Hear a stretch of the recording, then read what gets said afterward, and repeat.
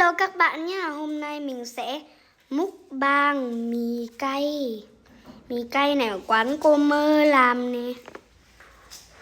Ngon lắm.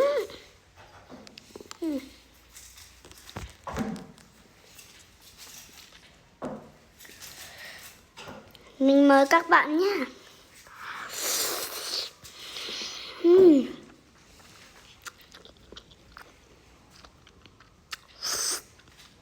Đậm đà mỹ vị.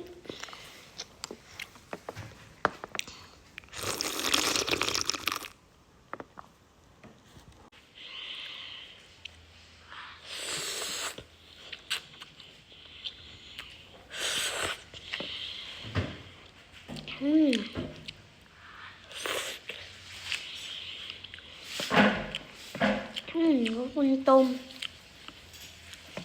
Để tí nữa mình ăn.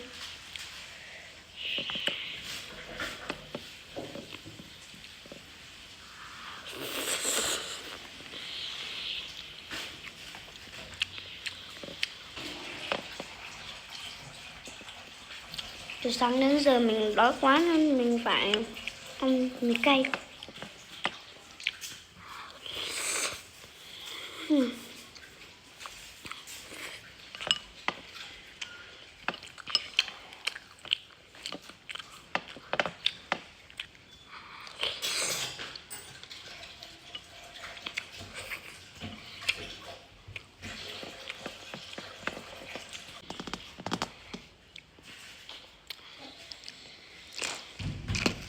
Mình mới lắp được một cái con Lego này.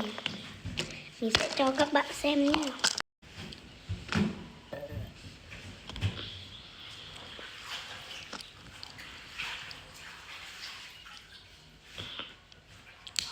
Ok. Đây.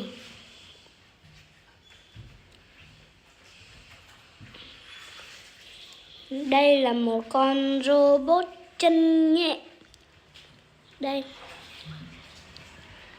Con này nếu mà nó muốn bay thì nó sẽ gập hai chân ở đằng sau của nó lại. Tại sau đó nó bay lên và nó lấy hai cái súng ở tay nó lên để nó bắn.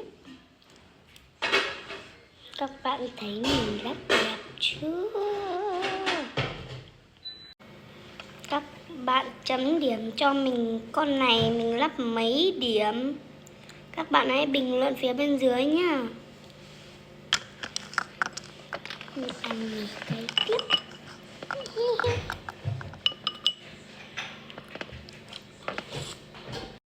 Mình phải công nhận một điều là cái nước nó rất ngon.